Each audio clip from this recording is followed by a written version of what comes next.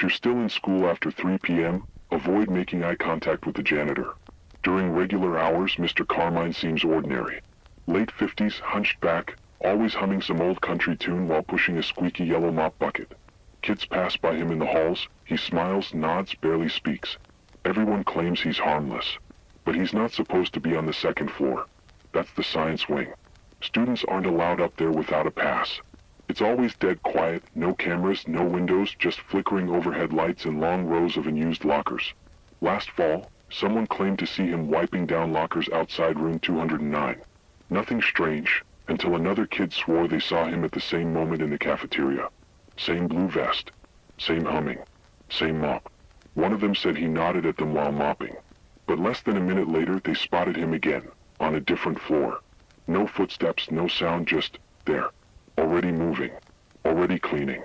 Teachers brushed it off as confusion, or kids spreading old stories. But during a staff meeting, the school counselor pointed out something strange. The janitor clocked out on time every day. The digital records proved it. But no one ever saw him leave. No bus, no car, no footsteps in the snow. Just vanished. A sophomore named Casey joked about it one evening. She passed him by the vending machines after detention and said, "Working overtime?" He didn't smile. He turned his head real slow and nodded. But it wasn't natural. It was stiff, like someone who had watched another person nod and was imitating it. That night, Casey's porch light flickered nonstop. Her dad blamed faulty wiring. But around 11 p.m. she saw him. At the edge of the driveway. Silent. Head tilted slightly like he was listening. She told herself it was a stranger. A coincidence. But the next night, he appeared again. In the neighbor's yard, standing beneath the broken satellite dish. Still wearing the blue vest. Still humming. But now it wasn't a song. It sounded like slow, heavy breathing. She turned on the lights and called for her mom. When they looked together, he was gone. Friday night, Casey's dog wouldn't stop barking. Scratching the door.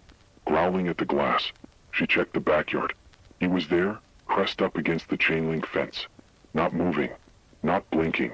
Just watching like he'd been standing there for hours. There's a sound that starts when he's found you. Not words. Not a voice. A clicking like a broken radio signal struggling to tune in. It hides behind walls, beneath the bed, inside closets. In your dreams. No one's ever been physically hurt.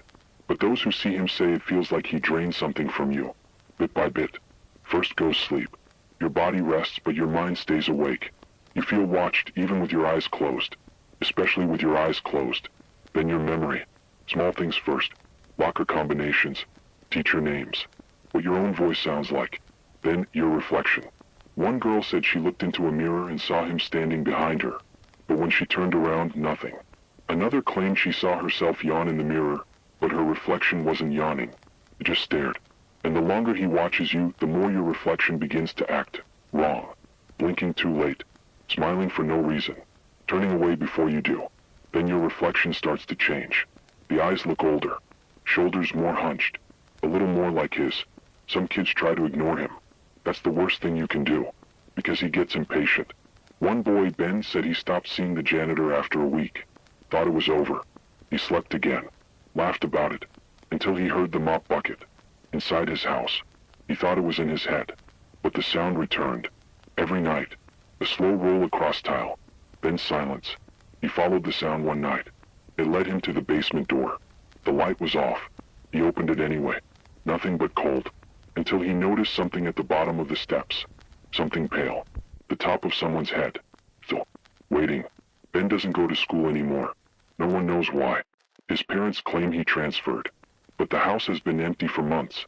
The curtains drawn. The porch light still flickering. And if you stand outside long enough, you'll hear humming. They say the man in the blue vest doesn't work for the school. He isn't a ghost. And he isn't alive. He's just there. Repeating. Copying. Watching whoever stays late. If he sees you once, he never unsees you. And if you lock eyes with him, the countdown has already started. It doesn't matter if you run.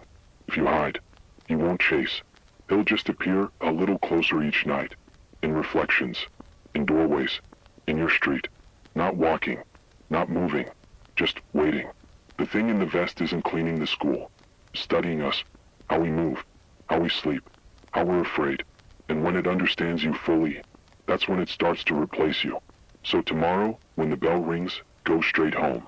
Don't stop for your notebook. Don't take the art hallway shortcut. And whatever you do, don't go near the second floor. Because if you do, once he's seen you, he'll always see you. And every night, he'll get a little closer. And one night, you'll blink, and he'll be standing outside your door. He won't knock. He won't speak. He'll just wait, like always. And if you look close enough, you'll realize something awful. The face under the vest, it's starting to look like yours. The mop is gone. The bucket's vanished. And the humming? It's your voice now. But it's not coming from your mouth. It's coming from behind you.